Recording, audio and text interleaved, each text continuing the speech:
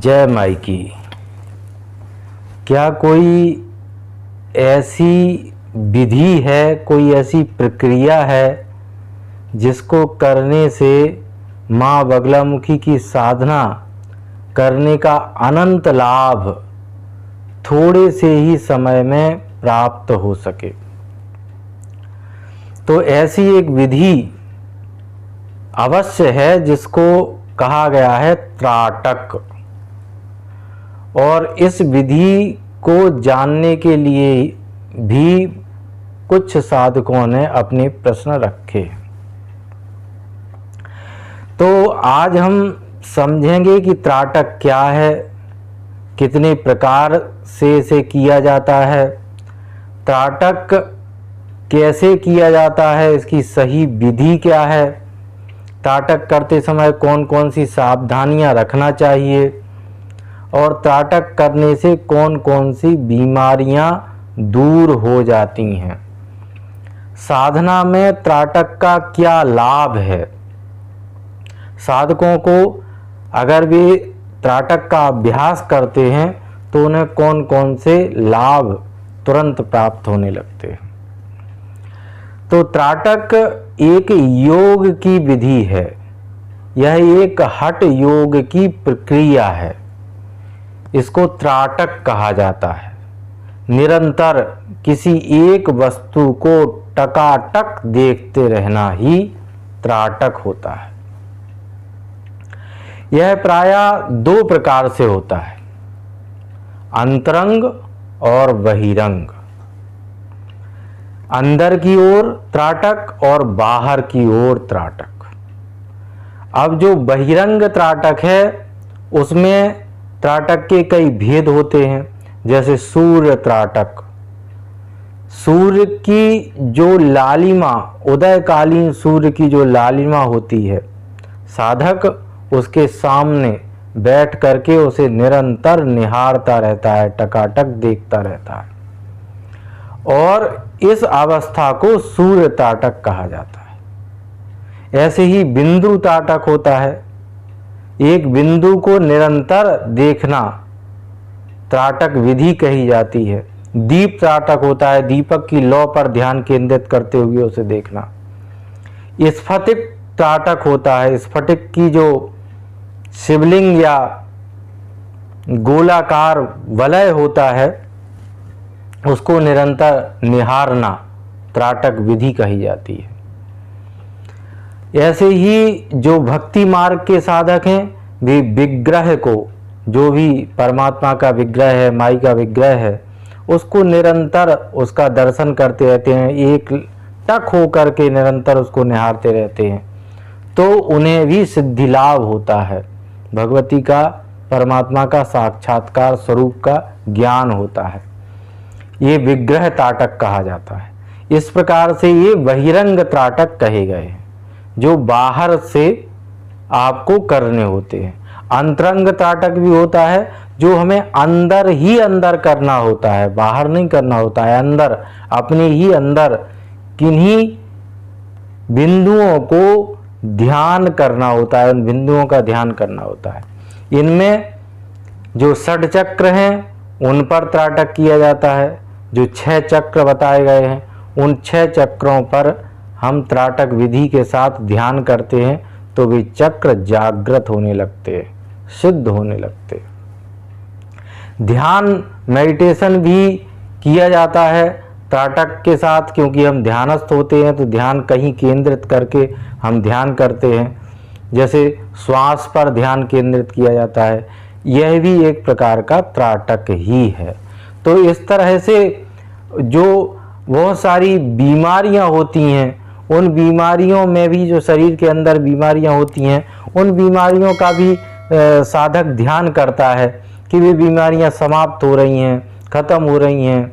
अगर कोई गांठ इत्यादि है तो साधक ध्यान करता है कि वो गांठ सिकुड़ रही है, खत्म हो रही है, घुल रही है, तो वो साधक इस तरह का उससे भी लाभ प्राप्त करता है कि वो बीमारियां भी दूर होने लगती हैं। तो इस तरह से ये अंतरंग त्राटक कहा जाता है। अब त्राटक कैसे किया जाता है, तो इसके लिए जो विधि है वह बड़ी ही सरल विधि है। साधक को खाली पेट प्रायः बैठना होता है त्राटक करने के लिए। एक कक्ष होना चाहिए, उस कक्ष में न बहुत ज़्यादा प्रकाश हो न बहुत ज़्यादा अंधकार हो, सामान्य प्रकाश होना चाहिए। उस पर कहीं भी बैठ करके, अगर वो बिंदु त्राटक कर रहा है तो एक बिंदु पर निरंतर उसे ध्यान करना होगा, टकाटक उसको देखना होगा, उस त्राटक विधि को करना होगा। तो उसको उस कक्ष में बैठ करके इस तरह से करना होता है। अब ये कैसे करना होता है? सबसे पहले तो साधक को शांत हो जाना चाहिए। शांत हो जाने के लिए वह प्राणायाम भी कर सकता है। प्राणायाम इत्यादि प्रक्रियाओं के माध्यम से स्वयं के शरीर को और मन को पहले शांत कर लेना चाहिए। शांत करने के उपरांत फिर साधक को जिसका भी वो त्राटक कर रहा है, बिंदु का, दीपक का, स्फटिक का, उस पर अपनी आँखों की दृष्टि को जमा देना चाहिए। इसको धीरे धीरे करके बढ़ाना चाहिए।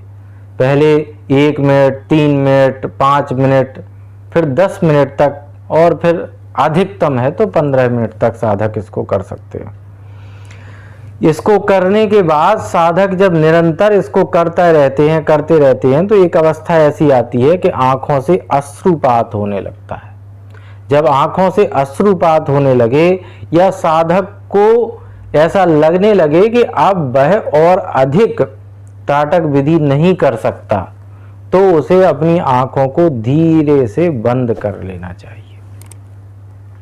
बंद करने के उपरांत उसने जो भी वस्तु को देखा है उसका ध्यान उसे अपने आज्ञा चक्र में करना चाहिए। उसकी छवि तो आज्ञा चक्र में अपने आप आने ही लगती है। साधक इस विधि को मंत्र के साथ भी कर सकते हैं, परंतु ध्यान ये रखना चाहिए कि मंत्र को मुंह से बोलना नहीं है, पूर्ण रूप में मानसिक जप ही करना है। जीव को तालू से चिपका करके रखना है, ओंठ भी नहीं फड़कने चाहिए। इस तरह से मंत्र के साथ इस त्राटक विधि को किया जा सकता है। ये भी एक प्रकार से मंत्र त्राटक होता है।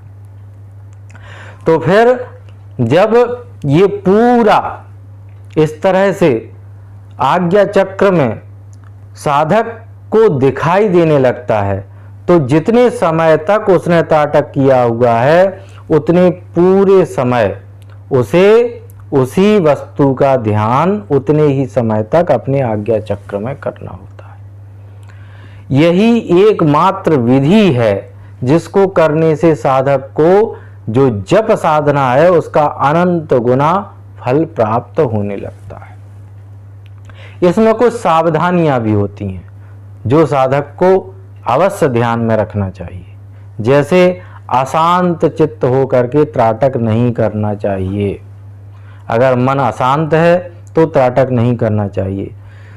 नकारात्मक विचारों के साथ त्राटक नहीं करना चाहिए। आपको सकारात्मक होना चाहिए। उस समय आपको प्रसन्न चित्त होना चाहिए, आनंद चित्त होकर के आपको त्राटक विधि करना चाहिए।